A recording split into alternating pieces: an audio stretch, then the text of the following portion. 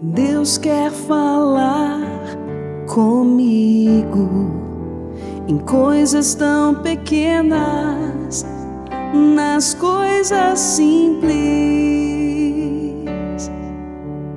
Deus quer falar comigo em coisas tão pequenas. Olá, meus queridos irmãos, minhas queridas irmãs. Convidar você nos próximos minutos a refletir a respeito do Evangelho que a Igreja nos propõe a cada domingo. Aqui quem fala é o Padre Paulo Ricardo e quero aqui conduzir esta breve meditação a respeito do Evangelho desse domingo, que é o 6º domingo do tempo comum.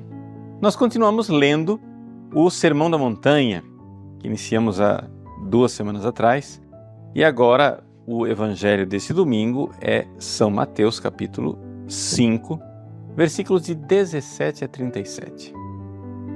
Jesus começa a falar de mandamentos e, ao falar dos mandamentos, ele faz um contraste com aquilo que está no Antigo Testamento, né? Ouvistes o que foi dito, eu, porém, vos digo. Jesus está aqui levando à plenitude a lei do Antigo Testamento. Bom, mas para entender esse Evangelho, vamos colocar um pouco uma chave de leitura. No Antigo Testamento, Deus entregou a Moisés 2 tábuas da lei. Tradicionalmente, nós sempre identificamos essas 2 tábuas da lei da seguinte maneira. Na primeira tábua estão os 3 primeiros mandamentos, que são mandamentos que falam a respeito do amor a Deus. Jesus, então, resumiu esses 3 primeiros mandamentos, dizendo amar a Deus sobre todas as coisas. Esse é a primeira tábua. Depois, na segunda tábua da lei, estão os mandamentos que dizem respeito ao próximo. São os 7 outros mandamentos. Esses 7 mandamentos Jesus resumiu dizendo: ama o próximo como a ti mesmo. Pronto, está resumido as 2 tábuas da lei: o amor a Deus e o amor ao próximo. Se nós formos olhar para o Evangelho, o longo Evangelho desse domingo, essa realidade do amor a Deus está ali presente quando Jesus, já no finalzinho do Evangelho, fala do juramento. Ou seja, o pecado do perjúrio, de apresentar um juramento falso, etc., é um pecado contra a primeira tábua da lei, contra o amor a Deus. Porque você está invocando o nome de Deus em vão, invocando o nome de Deus num juramento falso. E o resto do Evangelho nos fala da segunda tábua, ou seja, do amor ao próximo. E é a respeito disso que eu gostaria de me deter um pouco mais na reflexão deste domingo. Veja só, 2 pontos importantíssimos desse Evangelho que resumem o amor ao próximo. Ou seja, Jesus está nos ensinando aqui as 2 áreas principais nas quais nós podemos pecar contra a benevolência. São pecados contra a benevolência do irmão. Nós temos que amar o irmão, temos que querer o bem do irmão. E como é que a gente peca contra ele? Basicamente, nós pecamos contra as pessoas usando a nossa faculdade concupiscível e a nossa faculdade irascível. Ou seja, é através da concupiscência, do desejo carnal, ou seja, do sexo desregrado, e através do irascível, que é exatamente essa capacidade que a gente tem de fazer o mal para os outros, né? De desejar o mal para os outros, de matar as pessoas no nosso coração. Então, aqui está o resumo explicitado da segunda tábua da lei, porque basicamente, se você for ver, os mandamentos que falam do amor ao próximo, todos eles podem ser reconduzidos a isso. Ou você está pecando contra a benevolência, porque você está pecando sexualmente, né, desejando a mulher do próximo, ou cometendo adultério, ou fornicação, ou algum pecado sexual, ou você está pecando contra a benevolência, porque você está querendo o mal de uma pessoa, seja porque você matou essa pessoa, seja porque você desonrou essa pessoa, seja porque você roubou, porque você levantou falso testemunho, porque você desejou as coisas dele, etc. São sempre coisas que você deseja o mal para a outra pessoa, pecando de ira. Então, esse é um pouco o resumo do Evangelho. Agora vamos olhar de forma mais específica para a gente aplicar isso na nossa vida e a gente realmente saber viver o que Jesus está nos ensinando aqui. Veja só, em primeiríssimo lugar, vamos deixar a ideia aqui bem clara. Se você quer viver uma vida espiritual, a primeira coisa que você tem que fazer é que você tem que parar de cometer pecados graves. Você tem que fazer um esforço para não cometer pecados mortais e permanecer em estado de graça. Isso daqui é, digamos assim, o ponto zero de partida, né? É para a gente começar a conversa. Tem gente que acha que isso é a santidade. Não, isso não é a santidade. Isso é um pré-requisito da santidade. Tá? A pessoa diz assim, fulano é santo porque ele não peca. Não, se ele não peca, ele está na estaca zero. E aí, ali para frente, ele pode começar a amar de verdade. Mas é importante começar não ofendendo as pessoas, não fazendo mal.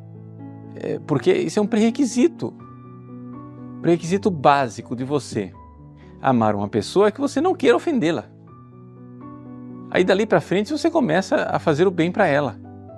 Você não pode chegar a dizer assim, eu amo mamãe, eu dou flores para mamãe, eu mando beijinho para mamãe, eu abraço mamãe, eu faço tantas coisas lindas para mamãe, mas ao mesmo tempo eu bato na cara dela e cuspo nela. Bom, não dá. Não dá. A primeira coisa que você tem que fazer é parar de ofender sua mãe. Depois a gente constrói em cima disso os atos de amor. Então, como é que a gente para de ofender os nossos irmãos? Jesus começa analisando a questão do concupiscível, ou seja, dos desejos sexuais. Ele diz assim, ouvistes o que foi dito, não cometerás adultério. Eu, porém, vos digo, todo aquele que olhar para uma mulher com o desejo de possuí-la, já cometeu adultério com ela no seu coração. Essa é a primeira coisa. Os nossos desejos. Nós temos que entender a gravidade que existe num pecado contra o 9º mandamento. O 9º mandamento diz, não desejar a mulher do próximo. A maior parte dos cristãos, pelo menos as pessoas que levam a sério, né, a vida espiritual, a maior parte dos cristãos está conscientizada da gravidade que é um pecado contra o 6º mandamento. O 6º mandamento quer dizer o quê? Você não pode se masturbar, você não pode ter relações sexuais fora do casamento, você não pode ter relações sexuais dentro do casamento de uma forma perversa, não aberta à vida, você não pode adulterar tendo relações sexuais com uma pessoa com a qual você não é casado, traindo sua mulher, traindo seu esposo, né? A maior parte das pessoas está convencida disso porque são pecados externos, pecados graves, pecados que acontecem externamente, fora do seu coração. Mas as pessoas não estão convencidas da gravidade dos pecados contra o 9º mandamento. Pecados dos desejos. Por quê? Porque nós estamos num clima cultural onde está tudo sexualizado, está tudo... nós vivemos num mundo pansexual, o sexo está em tudo quanto é lugar. E aí as pessoas dizem, é impossível não desejar, né? É contra a natureza não desejar. As pessoas até entram nessa ilusão né, de que é impossível. Não, gente, o que acontece é o seguinte, é que nós precisamos entender que existe uma traição nisso tudo.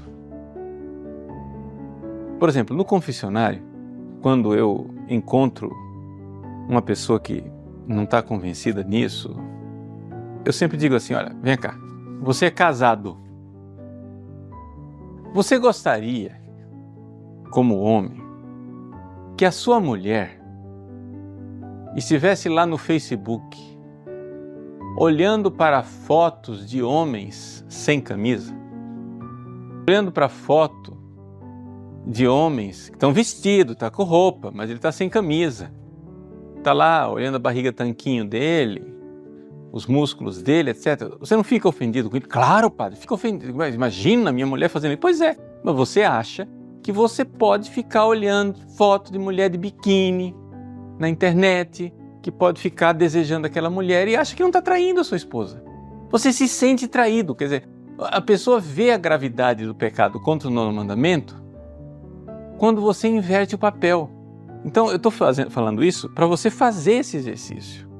Se você não vê a gravidade que é você olhar para uma outra mulher traindo a sua esposa,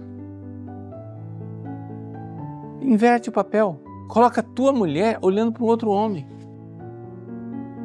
Ou seja, eu digo para os rapazes, para os homens no confessionário, pera lá, imagina agora a sua namorada está lá num grupo de amigos e a sua namorada, me desculpe a clareza, né? A gente precisa falar as coisas claras, senão as pessoas não entendem. Imagina a sua namorada agora olhando para um outro homem, olhando para o volume nas calças dele. Ficou ofendido? Opa, que é isso? Claro que sim. Pois é. Pois é.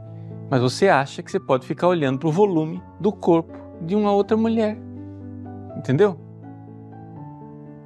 Que você pode ficar olhando para o seio, pode ficar olhando para o quadril de uma outra mulher. Ah, mas ela está vestida. Sim, está vestida, mas você está desejando no seu coração.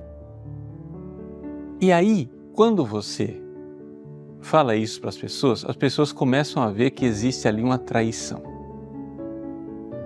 E isso, inicialmente, pode parecer que é um peso enorme, que é, nossa, o Padre Paulo está colocando um fardo enorme no coração das pessoas. Não, gente, é uma libertação. Jesus não diria isto que ele disse no Evangelho se isso não fosse uma grande libertação para nós.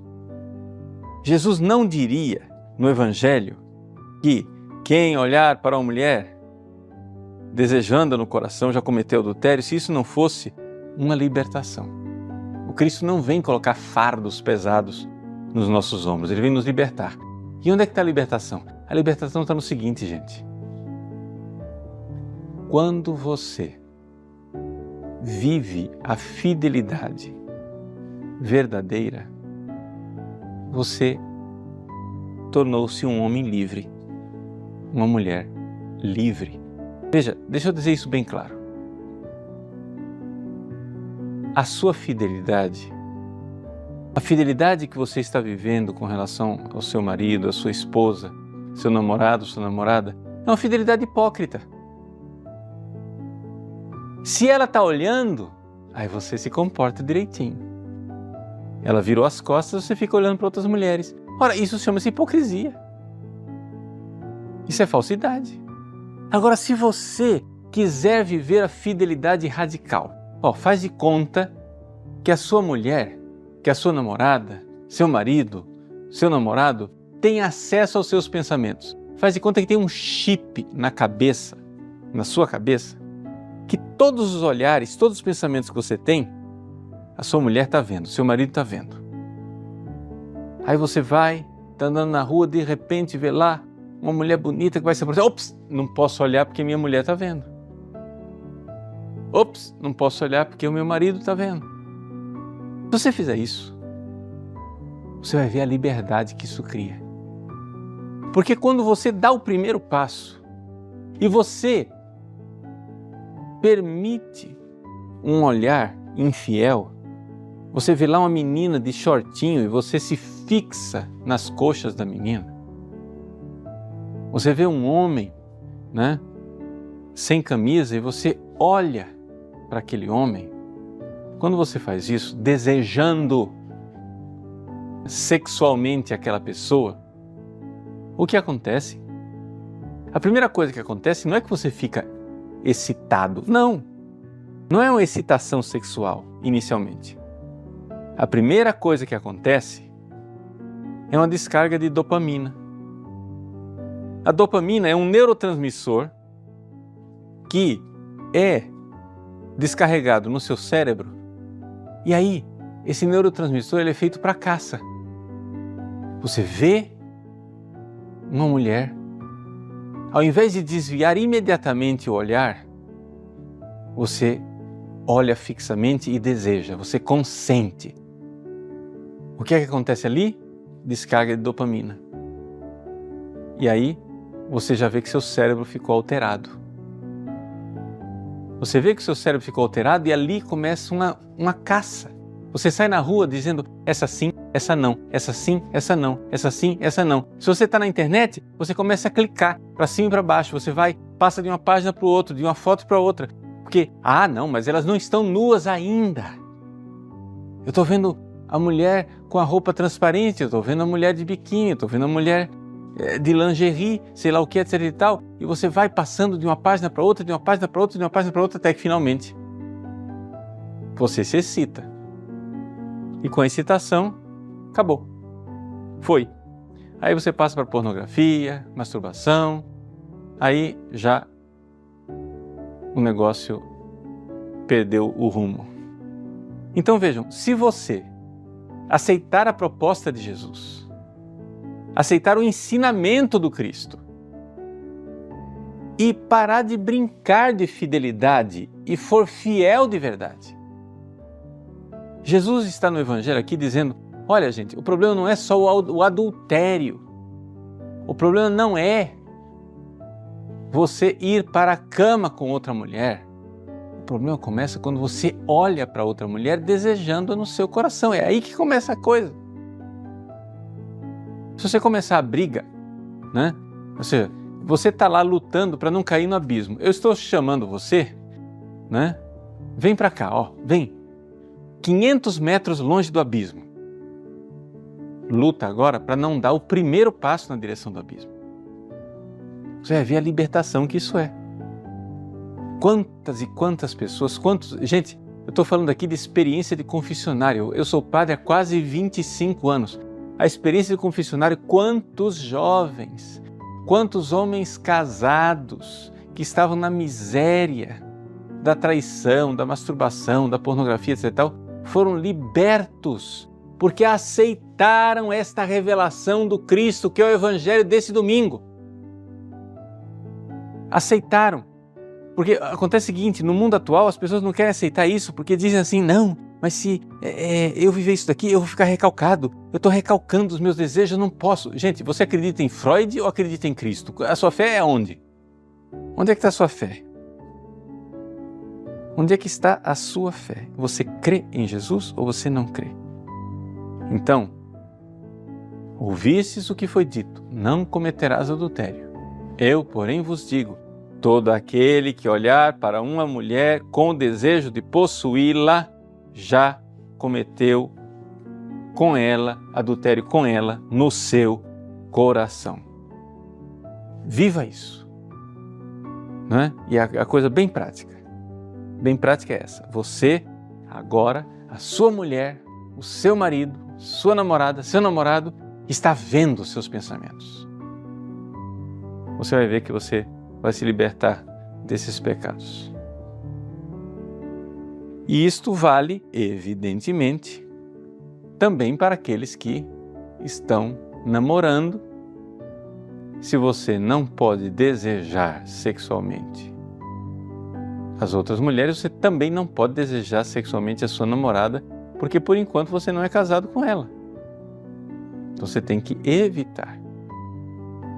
O segundo ponto deste mandamento do amor ao próximo, para a gente evitar os pecados contra a benevolência, são os pecados que dizem respeito à nossa parte irascível. Nós vimos primeiro a parte concupiscível, desejo sexual, né? Quando você tem os desejos sexuais, você está pecando contra a benevolência. Você não está amando aquela pessoa, você está usando e jogando fora. Quando você deseja o mal para a pessoa, com a ira, com a raiva, você também está pecando contra o próximo. E você, então, de fato, comete pecados graves. Agora, é importante o seguinte, veja só. Vamos ler primeiro o Evangelho que está lá. Ele diz assim: Vós ouvistes o que foi dito aos antigos: Não matarás, quem matar será condenado por tribunal. Eu, porém, vos digo, todo aquele que se encoleriza com seu irmão será réu em juízo. Aquele que se encoleriza com o seu irmão. Vamos esclarecer isso daqui. Veja, vamos supor que você... vamos pegar o exemplo de uma criança. Uma criança está lá brincando, de repente ela fica irritada, ela pega o brinquedo e joga no chão num acesso de fúria e de raiva, de impaciência. Pergunto, essa criança, sei lá, tem 7, 8, 9 anos de idade. Essa criança pecou gravemente? Resposta: não. Isso daí é uma desordem. Ou seja, o irascível, a parte irascível dessa criança precisa ser ordenada, ela precisa exercitar a paciência, mas não pecou gravemente porque ela não desejou mal a ninguém.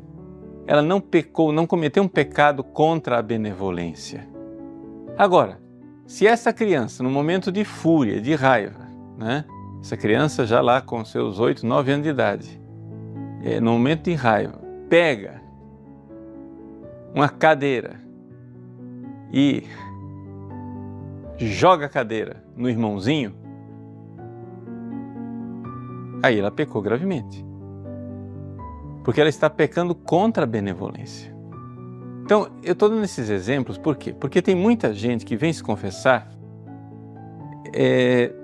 de impaciência, de raivas, de momentos em que o irascível ficou aflorado, e essas pessoas dizem: Padre, eu pequei gravemente porque Jesus diz no Evangelho, né?